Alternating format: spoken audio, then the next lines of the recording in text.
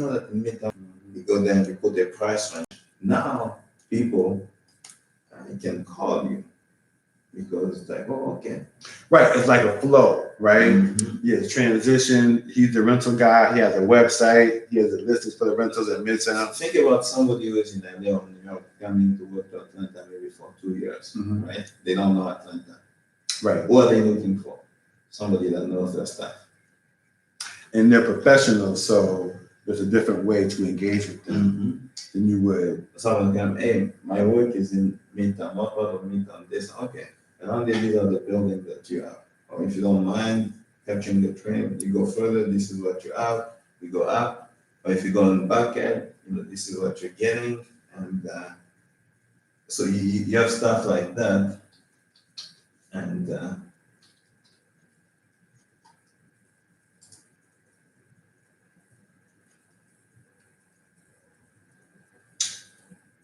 you know any good dating spots to take a date?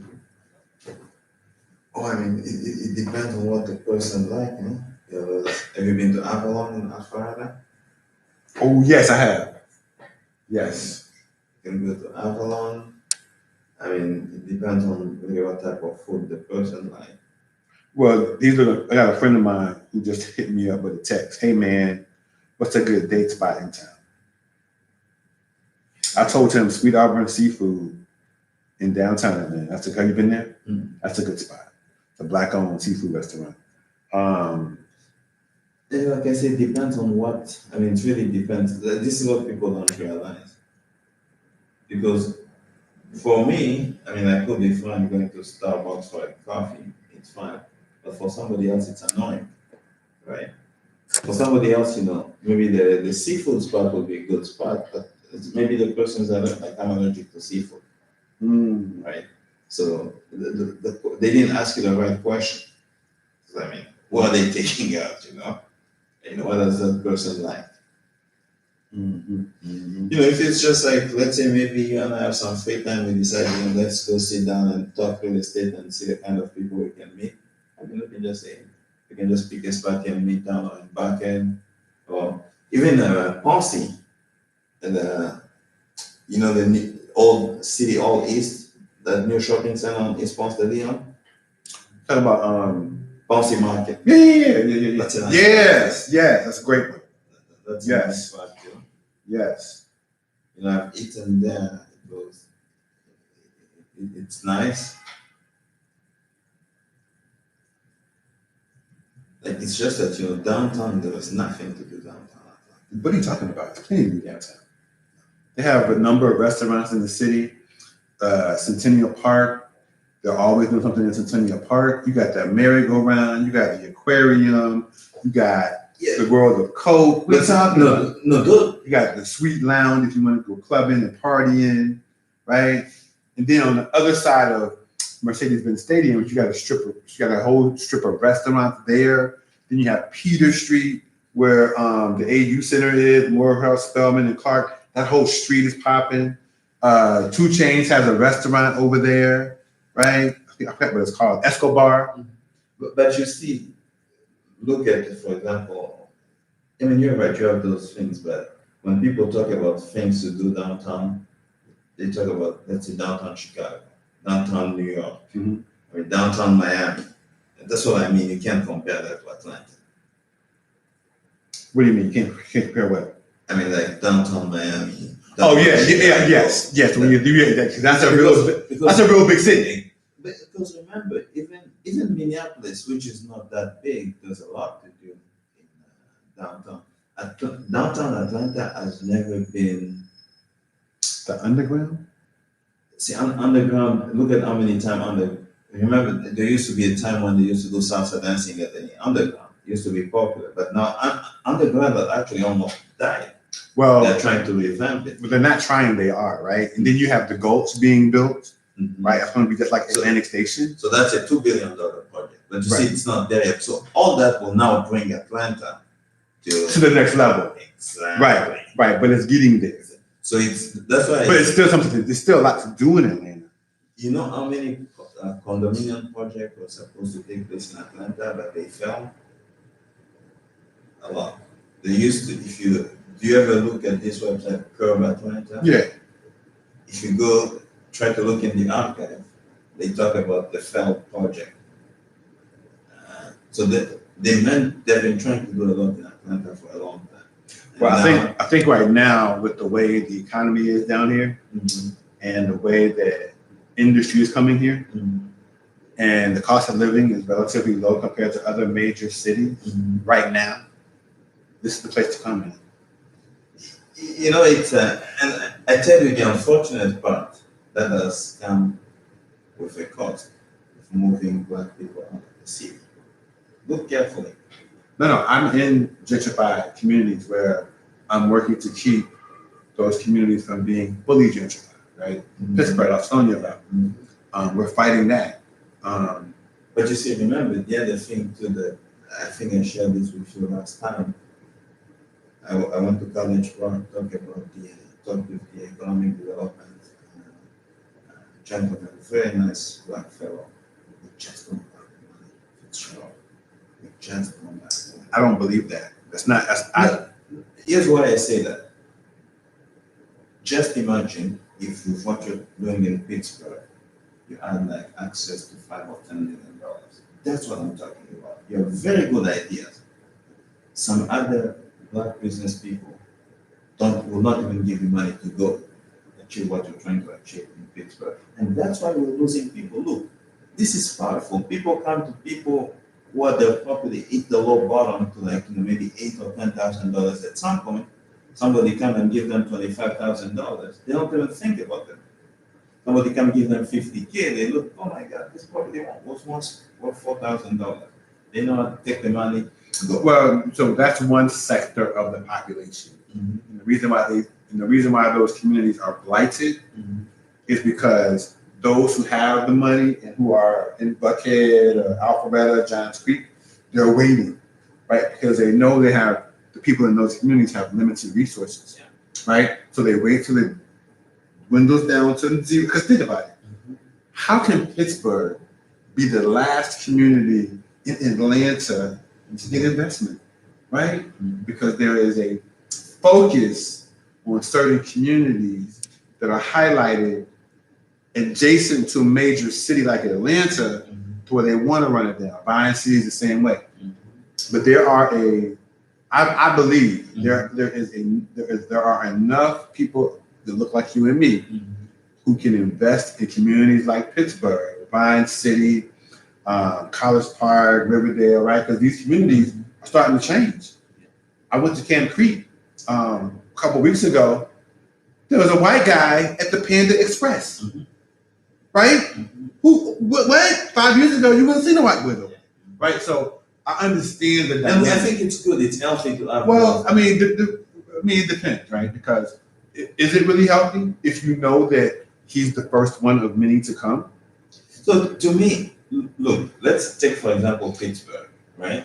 And which is, I mean, I go back at the history sometimes, look at the history of those places, because the market is always going to do what the market does. And I don't even know what that means. What does that mean? So the market is available to everybody, who can.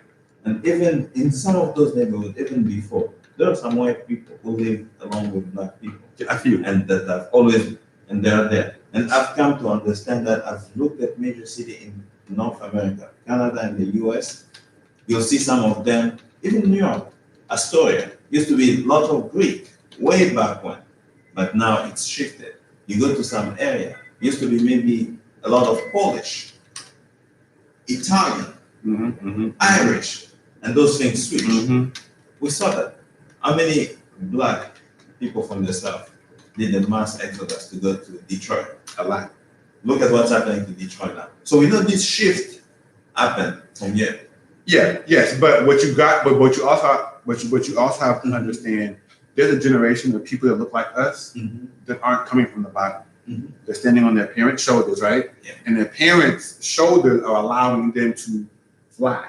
Mhm. So you got in all the industries, technology, entertainment, real estate here in Atlanta. So there's a boatload of people that look like us So that have disposable income. And yet, in the beauty of what they're doing is not only do they have disposable income, they're conscious about the black community. But you see, we've had that, but again, if you look, we've not done that well. I'll give you an example.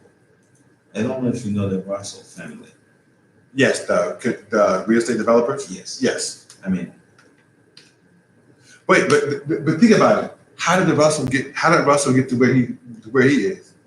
Right, because of Maynard Jackson. yeah, Right. But so here's the thing. You know who David Moody is? The construction company. Yes. They're doing the project at Pittsburgh. What's my sister? They're doing a project in Pittsburgh, the Pittsburgh Yard. Mm-hmm. He's the head contractor. Hold on a second. It's Fitzgerald. Charlemagne the guy.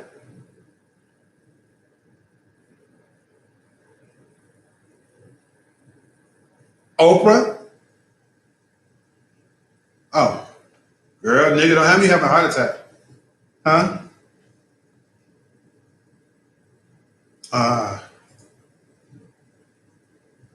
Maxine Waters? Nigga, she called you for real? Oh my God. Alfie, you know I'm getting goosebumps, right? Nigga, are you serious?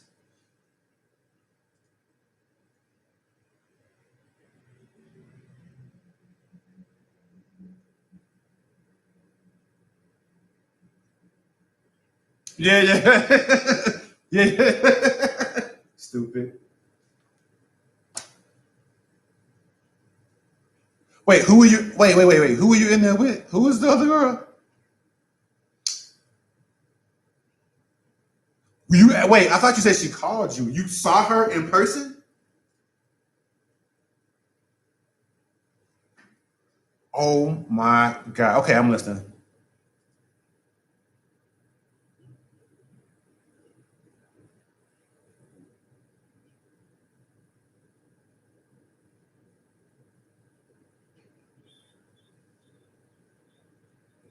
Yeah, you are in DC, so they do a lot of flying from DC. Okay.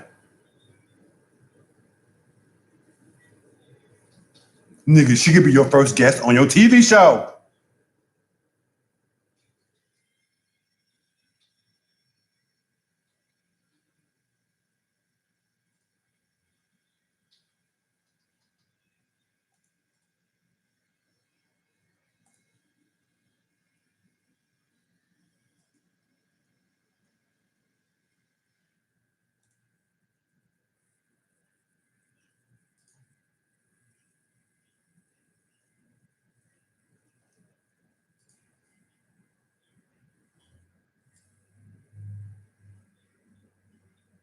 Wow.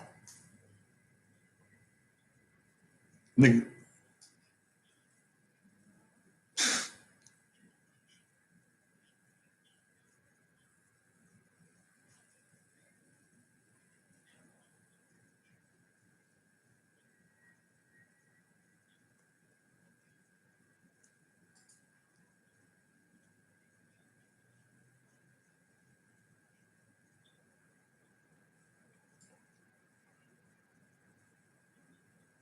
Mm-hmm.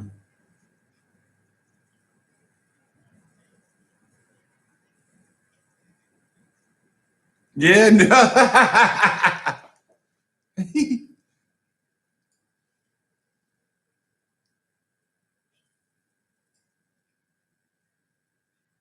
Right. That's right. Mm-hmm. Mm-hmm.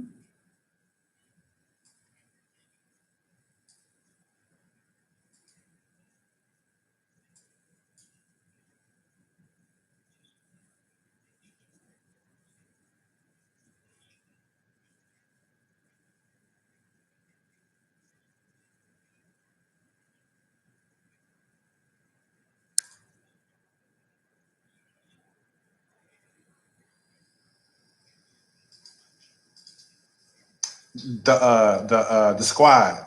The squad. Right? Yeah. Yeah.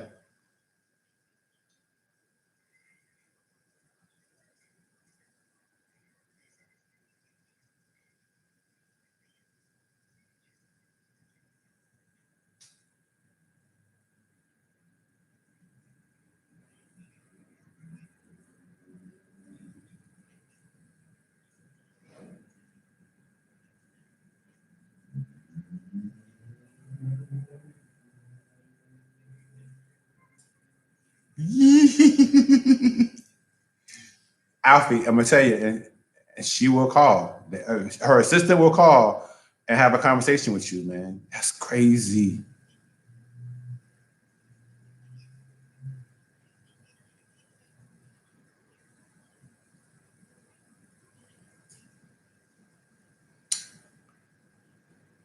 And right, that's Alfie. That's amazing. But Alfie, you got to remember, you're in DC where all those, you know, people, politicians, where they run and fly into DC and all of that. So, damn, that's huge, nigga. You should have got a selfie. I don't give a fuck. You know what I'm saying? You could have kept it on a DL. You should have got a selfie.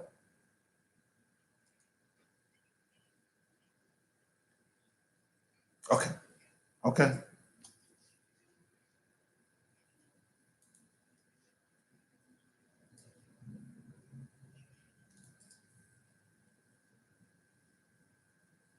Oh, and that's the one with Taraji and Charlamagne and them.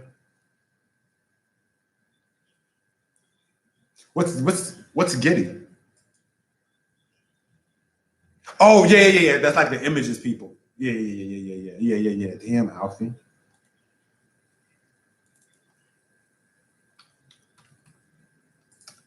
Hold on. Wait. I'm doing it right now. Hold on. Dr. Alfie.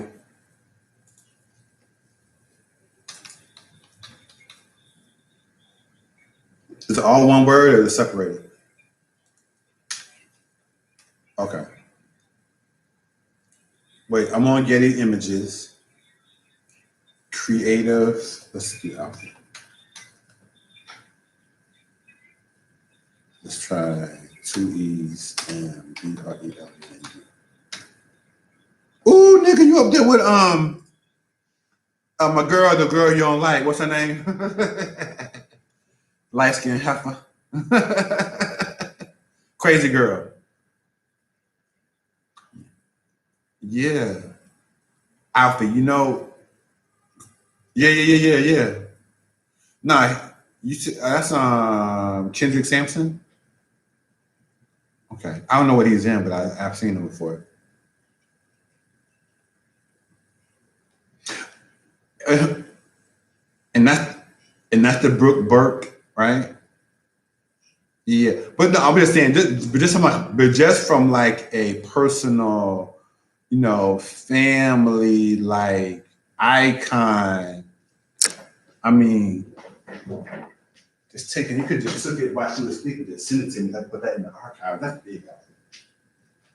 That is huge. I'm proud of you. Are you heading out somewhere? Or are you coming back home? Oh yeah, I saw your posting. Yeah, yeah. Damn, Alfie, that's huge, Alfie. That is huge. And just that's crazy.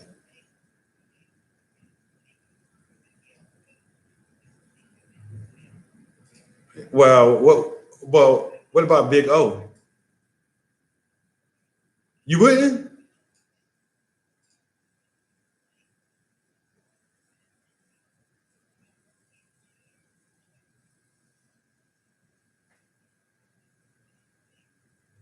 The history. It's the his. Look, I'm just saying, when I work with Gilbert Young, and we sit down and talk about Black people in our community and where we're going, and him and his wife are fully committed to the Black community. That I mean, it's like talking to Ellen Jean when he gives you stories about Mississippi or grandma before she passed, right? So it's a certain yes, yes,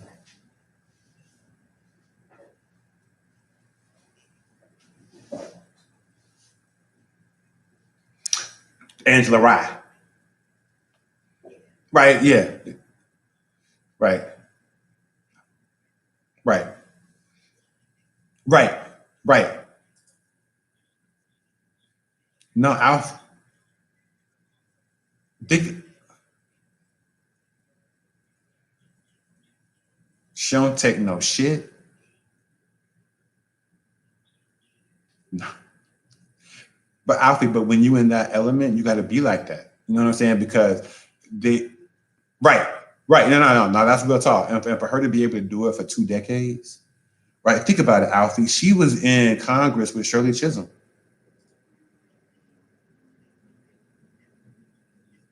Yes, knowing what they had, right? Because we know what they had to go through at that level. Because we go through it at our levels, right?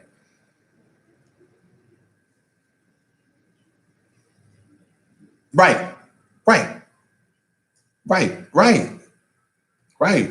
And remember the battles that she had with Bush, right? And how she would how right. So I mean, and even at 80, she's still cute.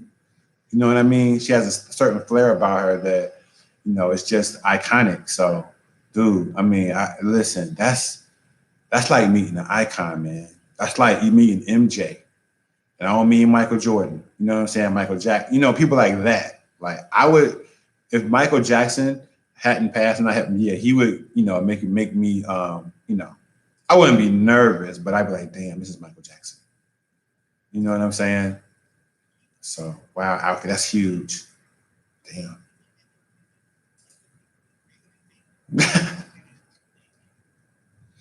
Now, give me Serena Williams. Yeah, I would do that then. Yes, yes. Before she was married, that is. But.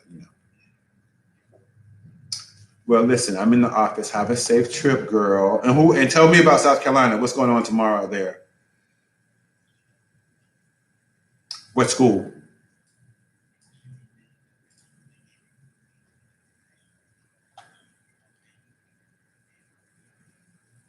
Wait, so it's a North Carolina organization in South Carolina? Okay. Okay. Good luck, girl. I love you. All right. Let me know how it goes tomorrow. All right. All right, baby. Damn. Sorry about that, bro. No, that's right. My sister just met. I don't know if you know who Maxine Waters is. Yeah, I know, of course. It's a Congress. Yes. She met her at the airport and they talked for a few minutes. So it's just my sister is a doctor, a psychologist, so she's pretty prominent in her field. She does work with Congress, the U.S. Congress, actually. And every time either one of us does something exciting, you call each other because it was just me and her. You know what I mean? So. No, but so what I was telling you about that, I'm one of the people who believe in the unity of the black people, and I know it's a difficult thing to achieve. What I was trying to get to you when I say, I'll give you an example. Auburn Street should have never been the way it is right now. Even 10, 20, 30 years ago. Why? Because if all the people, black people, value our history, that thing should have been spotless. And that's exactly what I mean. If, for example, Pittsburgh, if some people who used to be there that left, if they always think about investing in that, because the best thing that you and I can do, if we go create job for people living in the Pittsburgh neighborhood, they can wake up in the morning, just work in that neighborhood, see the money in that neighborhood, stay there. And that's what I'm talking about. If you and I had capital in our hand, 5, 10 million, we go there, we decide, you know what, this is just our change. We're doing this because we want this community. Yes, we're business people, but we want this one to be successful. The project that you mentioned, Pittsburgh, yeah, David Movie is just the contract. It's gonna make that money and then move on. But the owner of the project is not him. Right. It's UPS.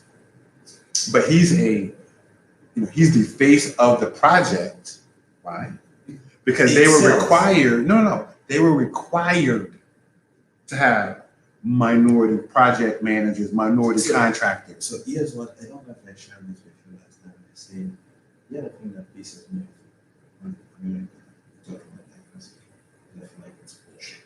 I'm doing diversity because you believe it comes from the bottom of your heart, or because you know that in that area it's African American are powerful. So if I'm gonna make it, I need to do it that way. Exactly. So to me, sometimes I feel like diversity is bullshit.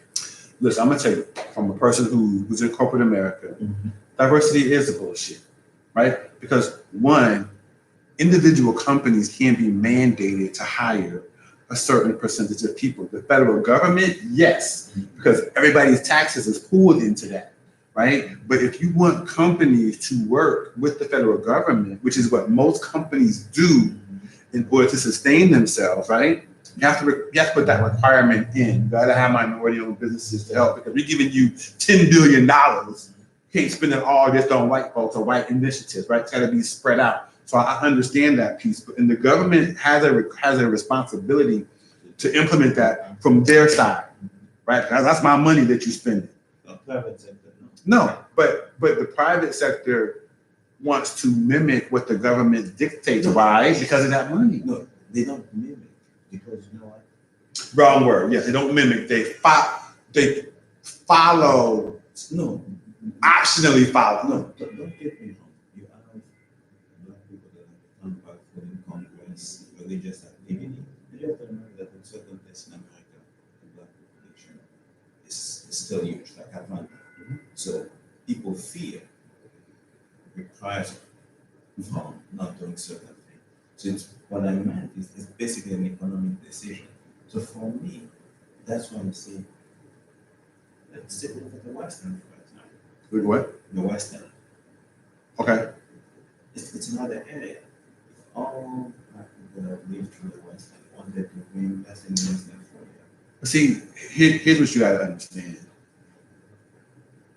America has purposely diluted communities of color to emphasize self-sufficiency, self-determination.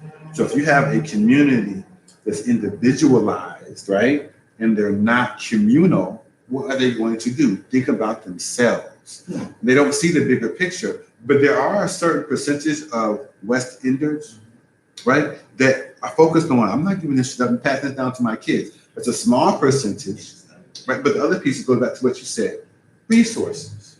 We don't have the money. If you've been broke all your life and all you got is a house that your great-great-great-great-great-grandfather passed down through generations, and you ain't never seen a check for $50,000, the community is gentrifying, you don't understand economics, But and you need that 50K, what you gonna do? But you know what? I don't have anything against it, but so when I was talking about the money, think about this. If there are 10 or 12 other people that think like you that have money, when that black person wants to sell that thing for 50, another black person that comes and do, I don't know if you've been No, but I get what you're saying, but a lot of times when gentrifiers come by, they're not coming through the community. They're looking like, they're looking on MLS trying to find a mark, right? So so the people who own the property aren't. So that's exactly my point. If we train people who are focused on that area, that have cash, they can also get up every morning to go Pittsburgh neighborhood. What's going on? Oh, I'm gonna take this one, right? And they have the resources, and the goal is. What I was trying to say again, when you mentioned that, have you been to Alonso Antron? Where? Alonso Antron's property. Do you know what Alonso Antron is? No. Pull it up. Who is it? Just pull it up. I'm not gonna tell you. Let's. It's something that you should, especially if you're in Pittsburgh. It's ALONZO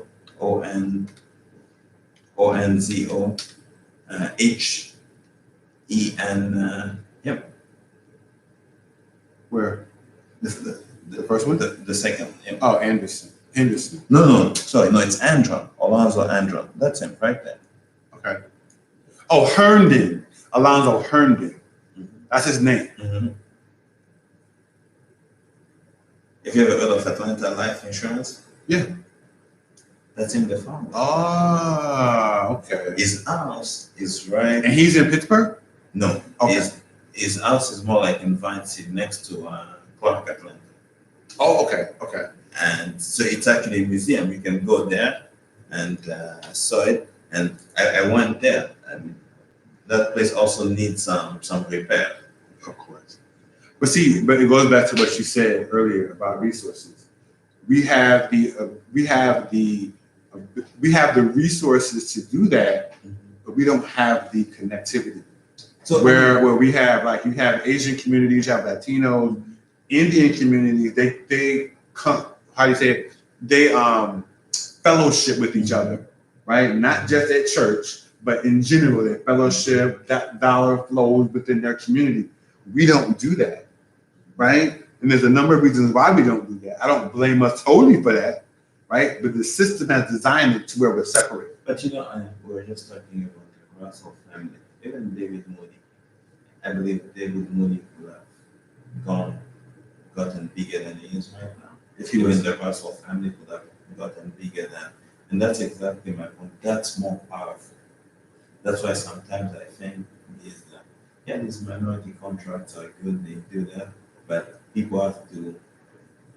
I mean, look at just you and I sitting here. We talk about all these things that we can do. There's nothing that holds us from doing those things. It's the resources. No, I would say nothing, because remember, I'm a believer of let's just use what we have today. I mean, the other day. If you don't have, so good example is Pittsburgh Yards. They have financial capital and resources to develop that 31-acre plot. Pittsburgh community, they don't have nowhere near the money or resources other than human capital.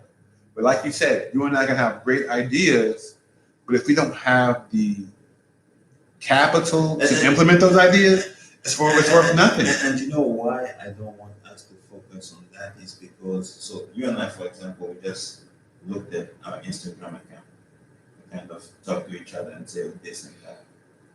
We don't need any money to make them better.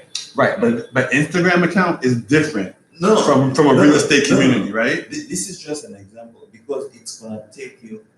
We have the same thing. People often say, "I'll start saving money when I make a lot of money." You know what happened? Those people never do. Those people never do. What I'm trying to get to is if we get into the habit of saving $5 every month, when you have 10, you go good. When you have 20, you go good. When you have 30, 50, 100, and 1,000. So that's why sometimes, even Instagram, if you and I live here, we don't take it upon us. What I've learned from you is that, okay, you have somebody who's doing your virtual assistant for $200. I see that the type of post he's been doing, I think you need certain improvement. So what I can think is, okay, let me also try the video, but with a virtual assistant, push it up. We also talk about content engaging things. You don't need anything much to try to do a raffle for a $50 gift card in Midtown. I mean, you don't need. But guess what? People will have an opportunity to go to your website. What's this guy? Okay.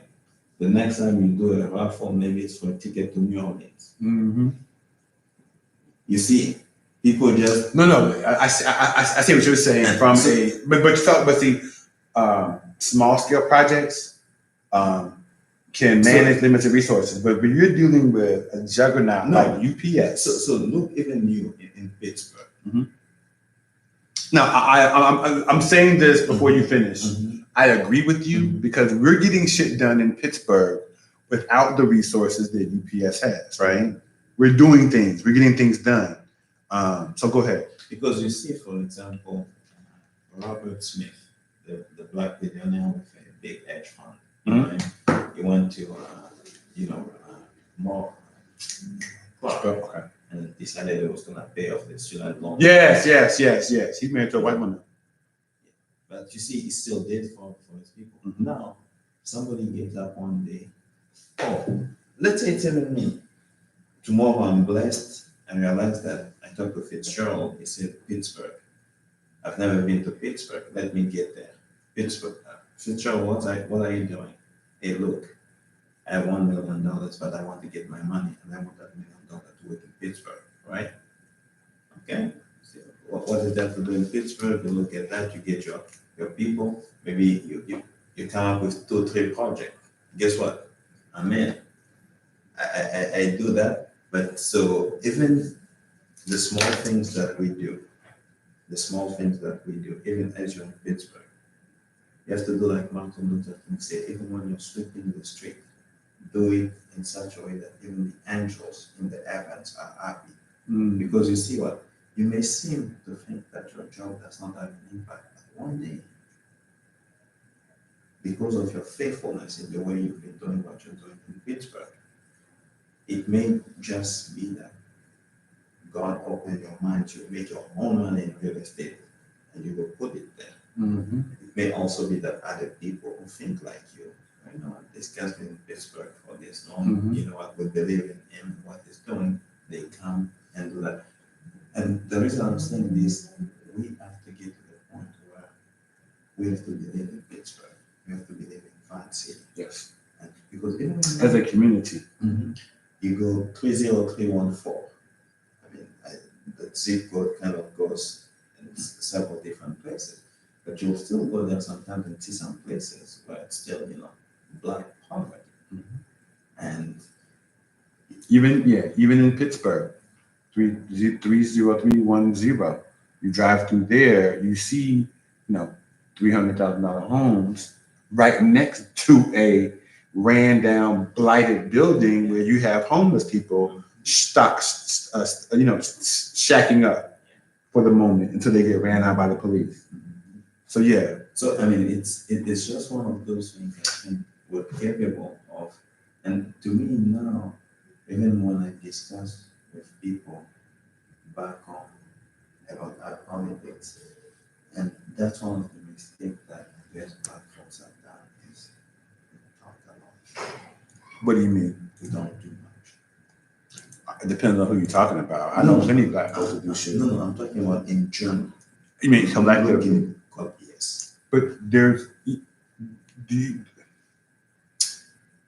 because and the reason I say this is to basically put pressure on us and to put pressure positively.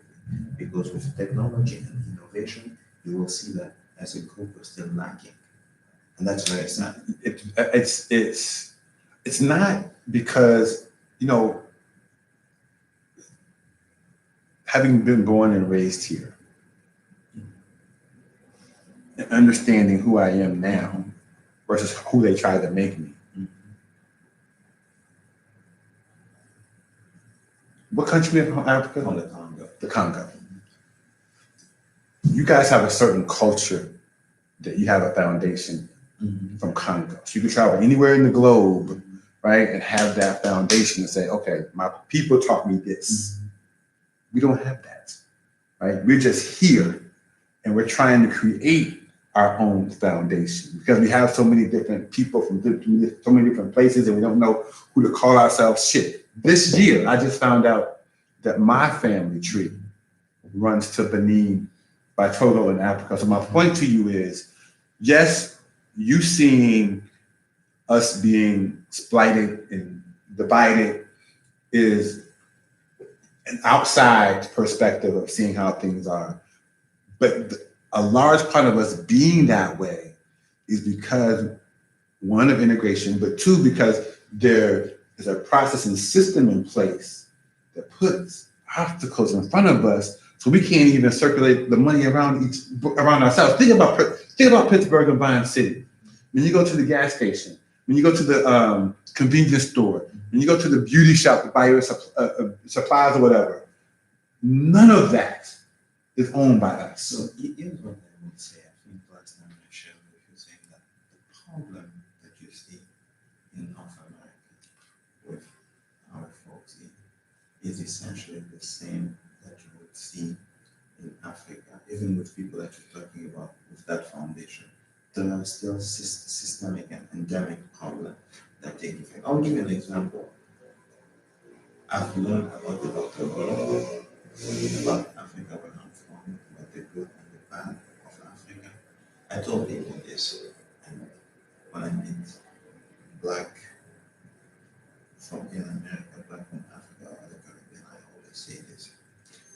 You should see a black young man that's not dressed properly, that's not talking properly. Do not judge them.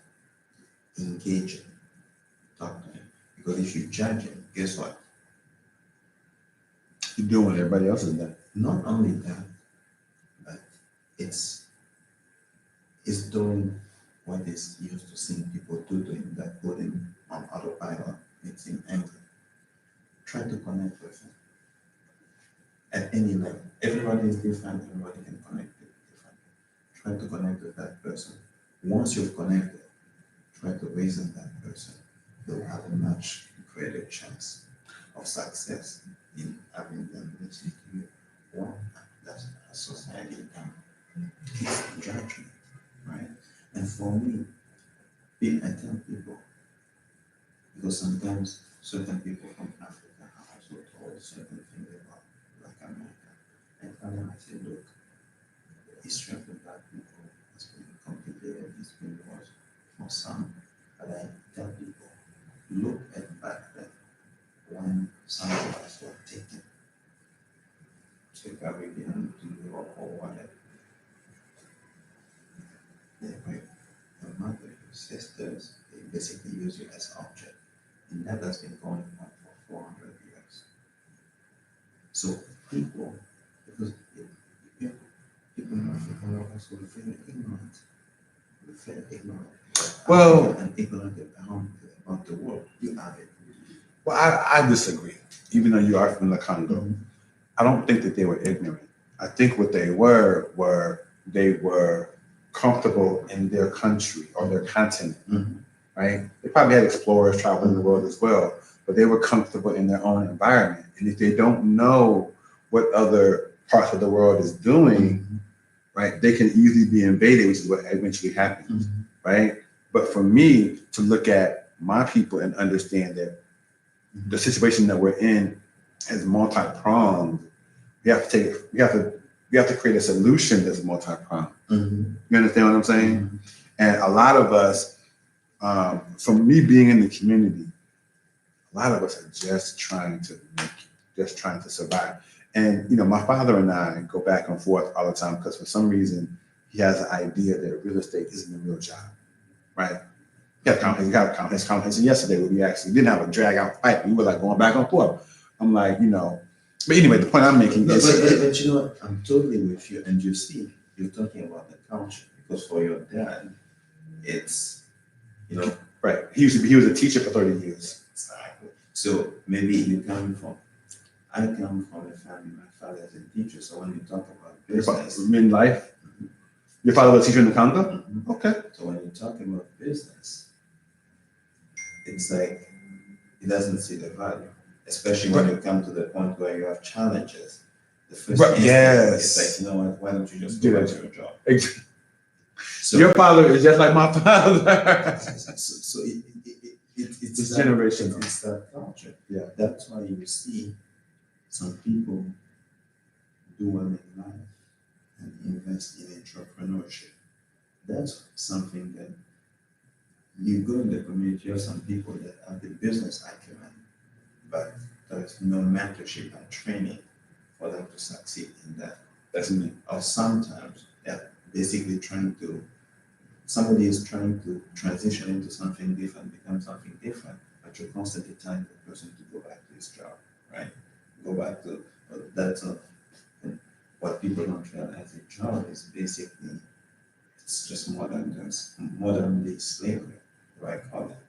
You get up at 5, you take a 1 hour commute, you get there, you put in your 8 hours, you finish another hour commute, you go back, and maybe after that you still have to do a few things for work, which is not a bad thing to do for a certain period of time.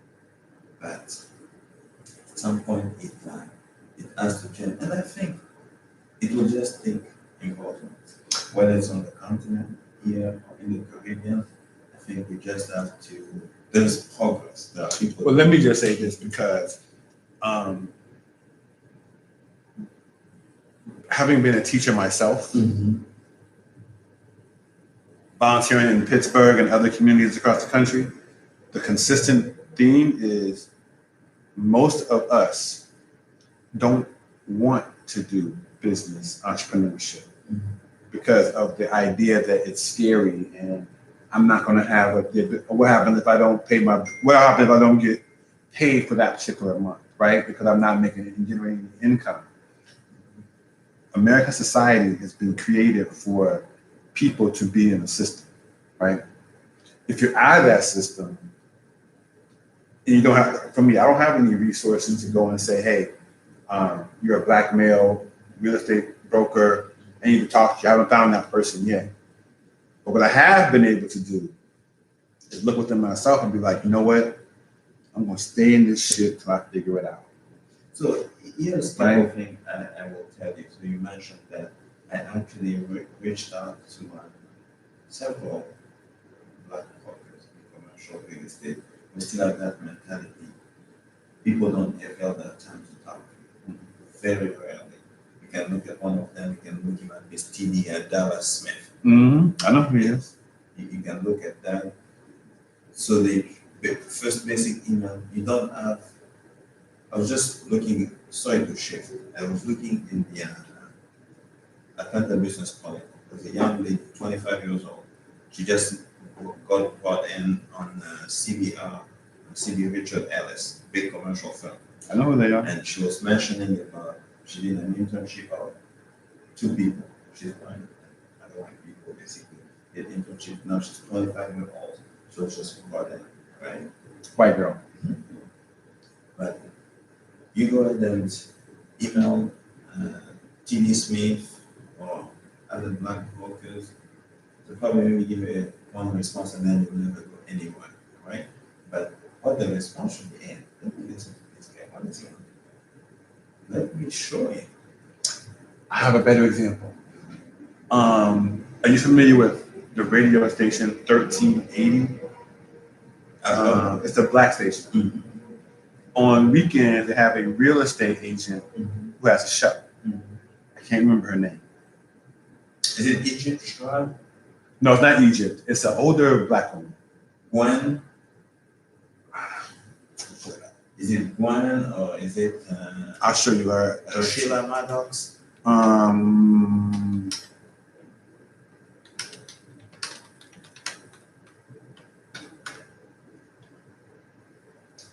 $13.80. 1380, okay. So I want to get her name right because when I tell you the story, it'll make sense. Here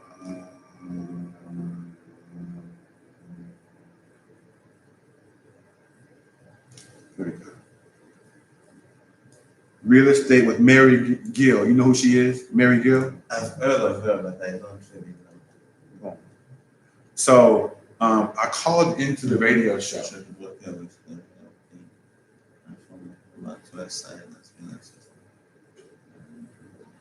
So I called into her show. She was talking about selling the house and this, that, whatever. And I said, listen, I'm a new agent. I'm wondering, if you can give me some advice on how to, jumpstart my business. You know what her advice was on the fucking radio? Well, the real estate market isn't for everybody. And if you're a new agent, you might want to make sure that you really get into the business because the first couple of years are going to be the hardest for you.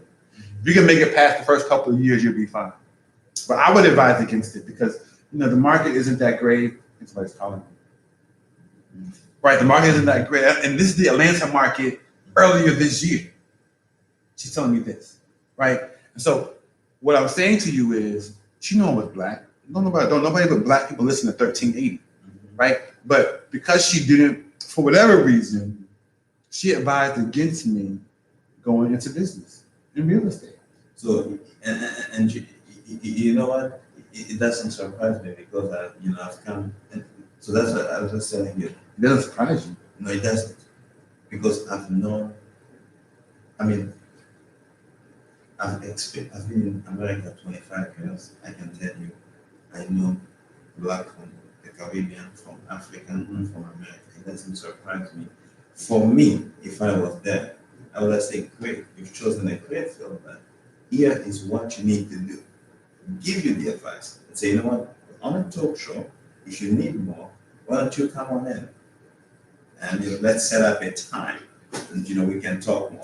Right, but my point to you is then she would have said, look, In real estate, there's commercial, there's industrial real estate, there's residential real estate. There's a lot of things that you can do. But what's your focus? Try to understand what you want. Okay, residential real estate. So, and again, you see, I don't blame her.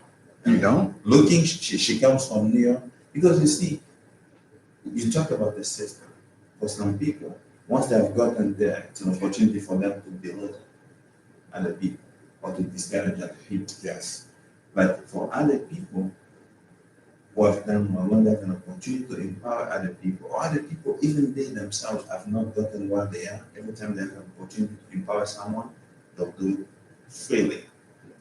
And so now you're touching into some of the things that are done. And this should happen in every race. And but it gets counted when you get somebody else who will basically tell you, no, I don't put me on there. Here's what you do. Right, no, I get that, but the point I was making was to coincide with what you were saying about, having a mentor, a mentee. And you know as well as I do, the longer you get in this business, it hardens you, right? Because people say they want all these things, and then, for me, I've had a number of people come up to me and say, "Hey, Fitzgerald, I want to get into the business. What do I need to do?" I give them, I want you to show me that you're interested. Exactly. I'm willing to help you, but you got to show me something. So I asked them, give me a call and tell me what about real estate interests you. Then we can have a conversation about what the process looks like, right? So, but to me, it's like, if you have somebody calling into your show, they're listening to you, number one, right? Why would you tell that person not to get in? Because honestly, America. But when you look at Mary Gill, I don't think she's that big, right? She's not. So see, someone who has had an opportunity for one reason or another to be on that show. But so basically for her to stay relevant, she doesn't want somebody who will elevate above her. Yes. Because yes, you're right. Because her show is not. So I'll give you an example. I get back in 2008. I just moved to Atlanta in 2006. I was doing my thing. Needed extra cash. Went to the airport, got a job in logistics when Delta was having trouble, was in bankruptcy. So there was this company was contracting Delta cargo called AirServe. They hired me, I went in, started doing a job as just a little guy putting cargo together, but I know who I am, so I was there. They promoted me to manager. There was a black lady who was manager. Oh, the minute they promoted me, she started giving me problem. I look at that and say, look, I'm just here. The same black lady that promoted you? Yeah. Oh, okay. Okay. And y'all were peers? Yeah. Hold on. She started, giving you problems. I'm like, look, I'm happy for you. My goal is not to take your position. If for any chance I go further past you, it's going to be by my effort. It's not going to be by me blackmailing you. So you don't have to worry about me. But that's just the mentality that we have. Right, and you remember, I don't blame Mary. I don't blame that woman you were talking about. But and there really isn't no excuse for that, right? No, because I grew up in the same community they did. I don't think like that, but I understand how someone in those positions have a good job, right? At the airport, they can tell their friends, "I work at the airport, right? I work at the Delta." That's a big thing for a lot of black folks because they want to get into the government. They want to get a job at the post office, right? With the government or at the airport. So it's like I understand that, but what I also understand is that if they've been in that spot for the longest time by themselves, they don't want other niggas. They that good nigga, right? They OJ, right? They Michael Strahan. You know who Michael Strahan is? The guy from one. They're him because he's been selected, right? He went from one show to another show. Now he's on Good Morning America. You got another show going on. So they select you, and if you've been chosen by them, you feel like you're the greatest. But you don't feel sure. Here's what I've come to understand. You look at the great civilization. The what? The great civilizations. The grit of a civilization? The great civilization all across the world. Oh, okay. Yeah, black, Chinese. Yeah. there have been great people that have done greater things than we've done. And you know what? After you, there will be someone who will do more than you. After me, there will be somebody who will do more than me. And the way I believe is what you have is just a blessing from above. I mean, to me, that's all I look at. That's all it is. And in this world, we're supposed to share. Yes, but you have to remember where you have to remember your landscape, right? See, you know what? I've gone beyond that, honestly. Now, to me, um, you mentioned about mentoring. I sometimes mentor people who start their own business. I kind of do what you say. I ask because lots of people talk, but very few people are serious. So when people come to think they want to do their own business, I tell them to go register it first. When they register it, That shows they have a level of exactly. commitment. Then at that point, I will. That's their earnest money, right? And then I'll give them another assignment. Because I just don't want people to be wasting my time. Right, but how did you learn that? Because when you first started doing it, you weren't asking them to do that, and you were expending a lot of energy and time, and you having to chase them down to get things done. So I understand that, but at the end of the day, I'm come from teachers. My grandmother in Mississippi in the 40s and 30s was a teacher, right? So it's in my blood. But what I also know is I'm not going to give it to you if you don't want it. Yeah. Oh yeah. You don't help somebody who doesn't need your help. Why? Because it's just wasting your time. Right. No, but that's so. And again, to your point is, look, for example, you have somebody in Nigeria who will make a lot of money. I mean, whether they make their money or they steal it, right? What do? They go to Dubai and buy like 45 apartments, right? If somebody like that can just have a little sense, come and invest even 1/10 of that in Pittsburgh. No, here's my philosophy, Fitzgerald. If I am any black person, I believe I am the black community. Because That's my belief too. we're just passing by. Why would I be selfish? Know that in the next 45 years or 50, I'm gonna be gone. What legacy are we going to leave? No. And to me, I've even gone to the extent of telling people sometimes I am willing to give you advice, even if my advice will make you greater than I am. I will not always. That's being what you call selfless. I will not always. Is that your way? No. Oh, so you know what I did when we were talking about Instagram, while we were on the phone with your sister, on Yahoo, they were showing people that are trending. Oh, okay. So I was just, looking up and then adding them to my Instagram. Oh, okay. Oh, so followers. You're following them. Exactly. Because what happens, like Jessica Biel, I think she's married to Justin Timberlake. Okay. Country music, there's 7.9 million followers. That's Jessica Biel? Mm-hmm. Okay. 7.9 Million followers. Just like a bunch of them are in Georgia too. Mm-hmm. So I mean, sometimes I just do that too. No, yeah, I get that. Yeah, because if she, likes it, it's a whole different ballgame, right? 7.9 million folks. Somebody's gonna be following. And not only that, we look at even just the fun that she had in Georgia, right? Because remember all these things, the GPS on their location, right? And all you need is even just 10 or 12 of her followers to do 12 of her followers in Georgia to go get your stuff. And if hopefully it's specifically in Midtown or or wherever. Yeah. Because some of her followers could be multi-millionaires, right? Yeah. So every now and then I do that. But again, that's the we're seeing the face of these neighborhoods changing very quickly.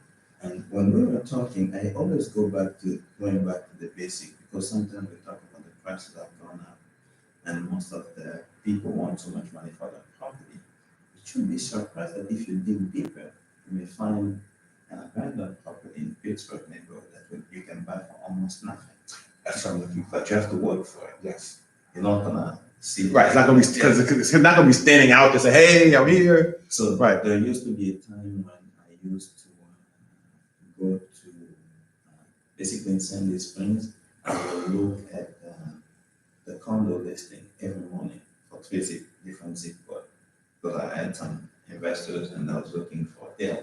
So today I talked to one of the guys interested in a property, and we come across a property that sold in April for $53,000. In Sandy Springs. And the guy, it's a two-bedroom condo over by the river, which is kind of the Chattahoochee. yeah. Okay. And that area is the last area of Sandy Springs that has been so cheap, and the prices have been shooting up. So that guy bought it for 53. He listed it for 150. He did some work. So I was telling the guy that, I used to every morning get up and, do this. Do you also know that if you have an LLC, there are also creative ways for you to finance I have an LLC. property through your LLC?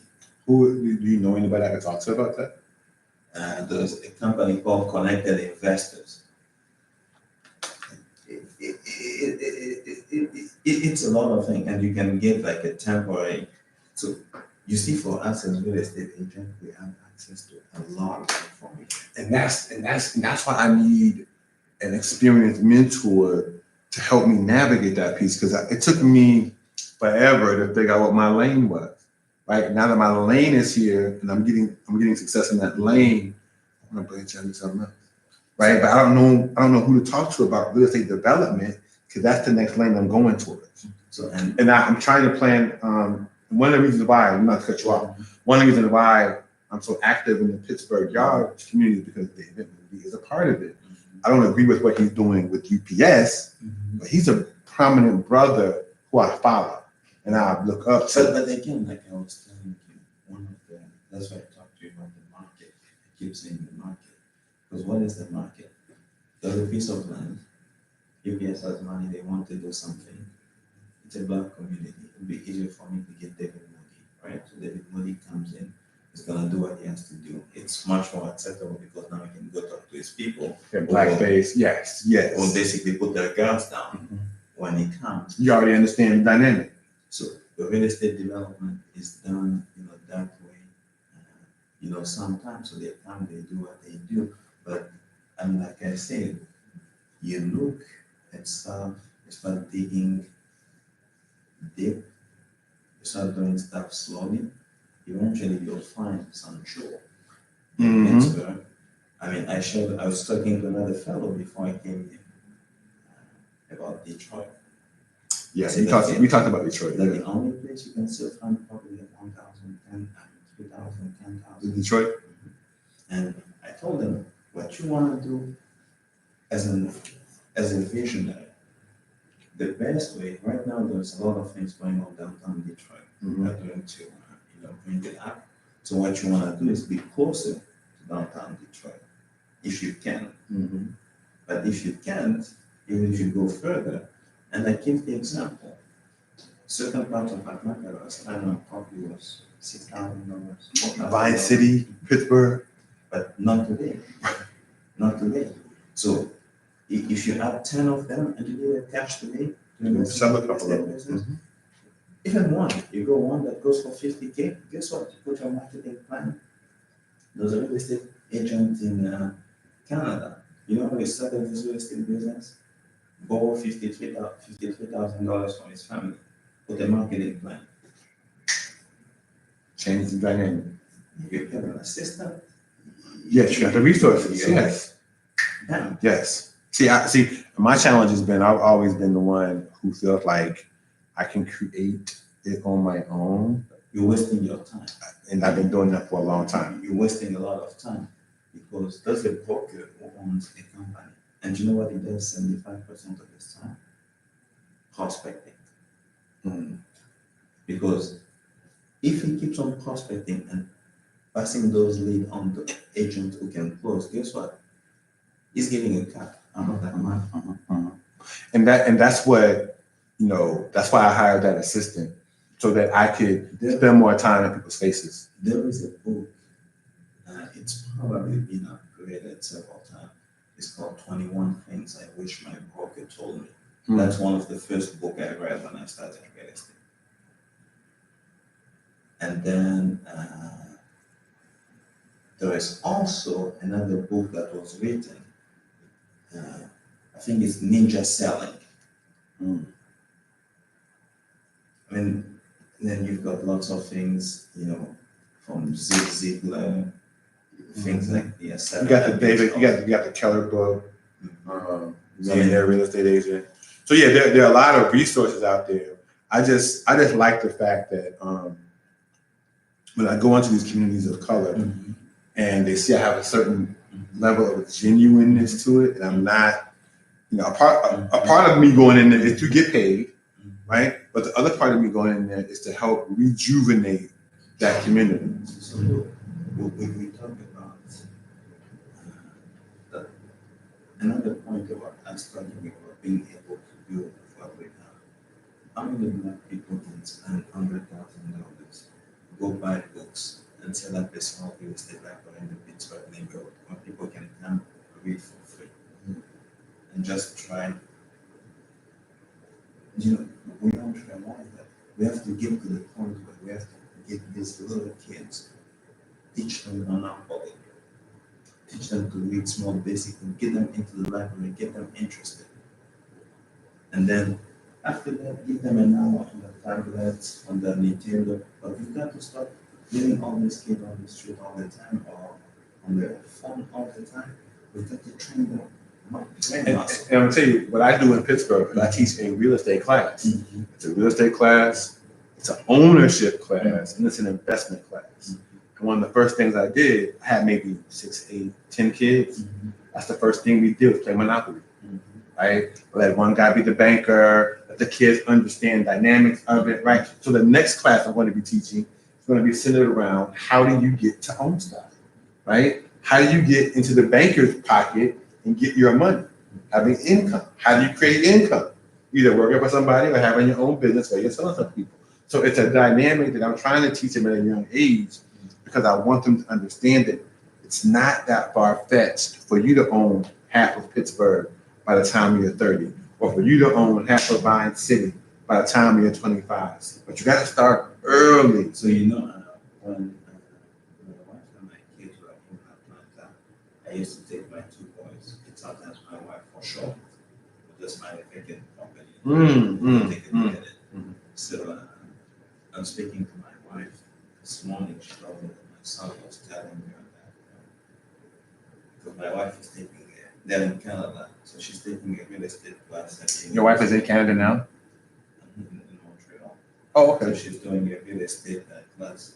So my son told her that he's 11 years old, and he said that he wants to own a building by the time he's 18 years old. So I told my wife, I said, talk to me about the numbers and the expenses associated with owning a building, and let them calculate that. And so when I spoke to him, I said, "What are you planning on doing that?" So when mom is done with class, she's gonna have me. I told him, I said, "No, you know that you can start saving your money now for you to reach that goal." And so I told him that in January I'll set up a company for you and your brother, so that because you see that's something that they like, and it's because they have seen us doing things and you're talking to them about it. So I told him that in January we're gonna set up a company for you and your brother. And basically going to so that's what we have to do. No, you're right.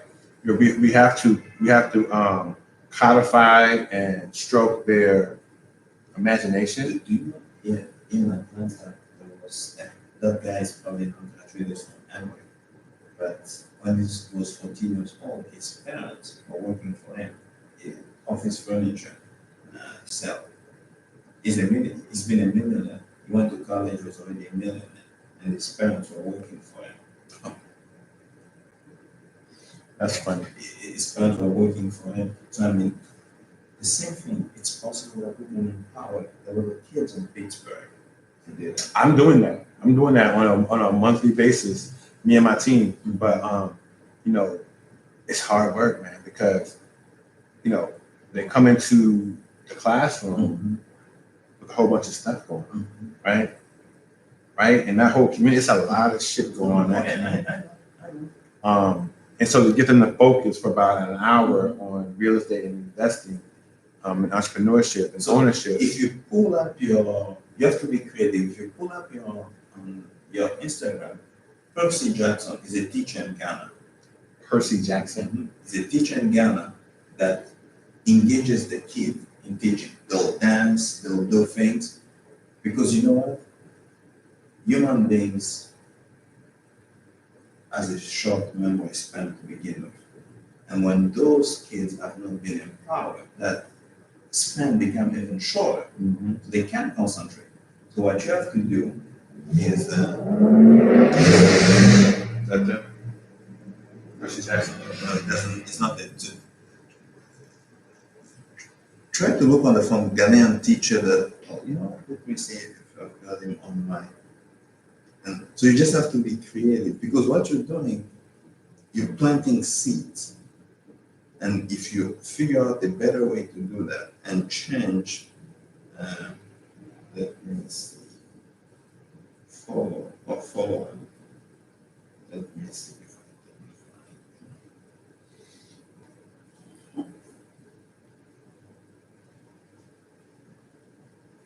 Percy Jackson. You said his name was Percy what? I think it's Jackson. As a Ghanaian teacher, if you just do it on Google.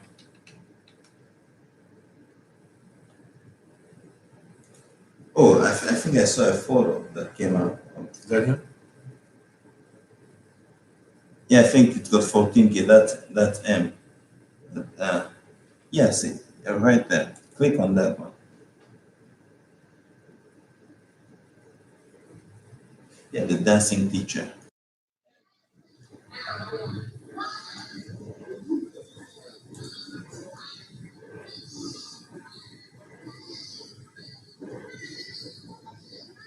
But you see, is engaging them. Is that how some of the classrooms are in Africa? That's all, yeah. Some of them are worse than this. Oh my goodness. No wonder you guys come over here from the continent. You guys are hungry. You guys, you know what I'm saying? You But go for for it. me, fortunately, I went into something that was simple. But you see, so even if there's a kid who doesn't want to learn, He's doing, yes. he started his Instagram was like at I think less than 1,000 people. But look, now he's at 40. Look at this video. Now, Now that view, yeah, 4,000. Yeah. I mean, as a real estate agent, you get there, you're gonna get some sales in there. You're definitely going to get some sales in there. And it's on Instagram though.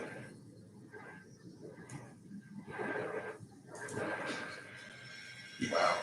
Yes, so I understand what you're saying about the kids in that area, but when you find that spot that will increase the attention span and will draw their attention, look, sometimes it may even be when you go to that class in the morning, maybe someone's giving them breakfast. Take some donuts with you, take some orange juice, Mm-hmm.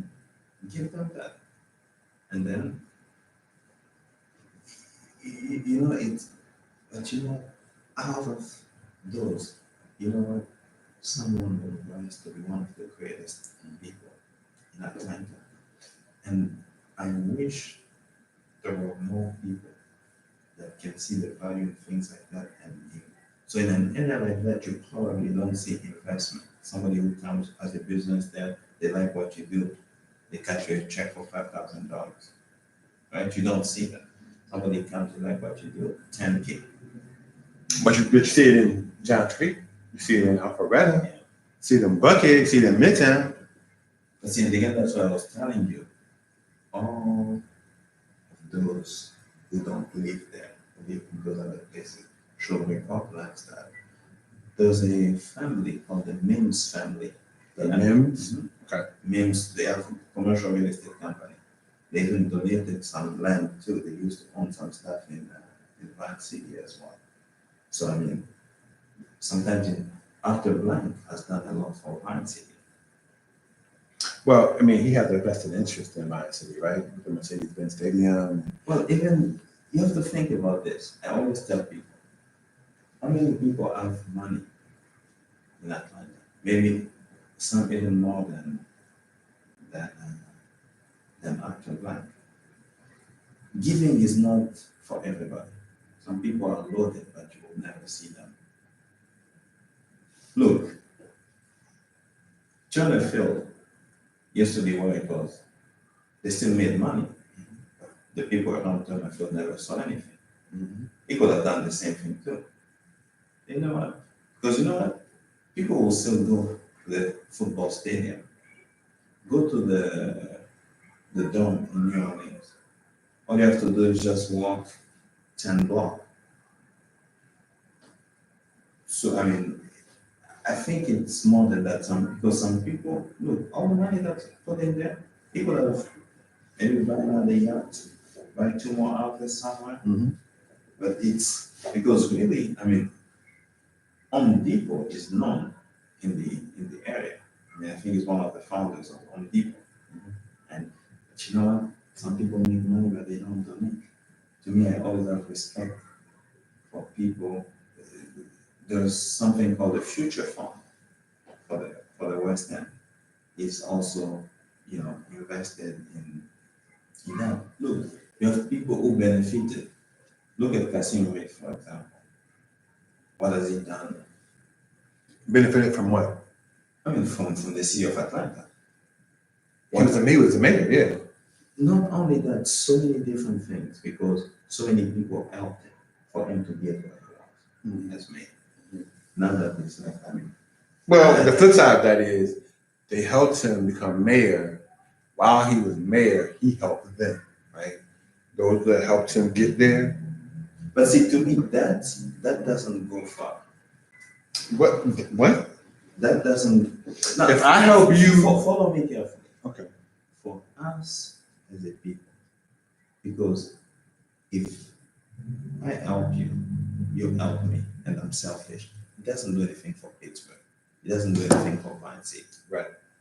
But now, if even though you've helped me, I've gone on with my selfishness, but you who have benefited from your influence, you go back and do something for Pittsburgh neighborhood and Pine City. Because someone like Kasim Reed can knock at some doors, and people can give you some stuff. Well, part of that is true, but you got to really go back to what you said. Everybody is not giving like that, right? They still have their own agenda. See, again, that's what I'm saying. Certain things don't cost you. For you to have been what Kasim Reed has been, the contact that you have.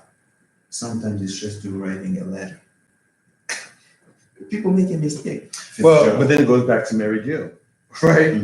If you've been in Mary Gill's celebrity position here locally in Atlanta, you're thinking that a new agent ain't shit. So I'll give you an example. One of my uncle back home is an uncle younger than I am. His wife had a pregnancy outside of the uterus, very dangerous, that can kill you. So they basically did an operation. She needed money.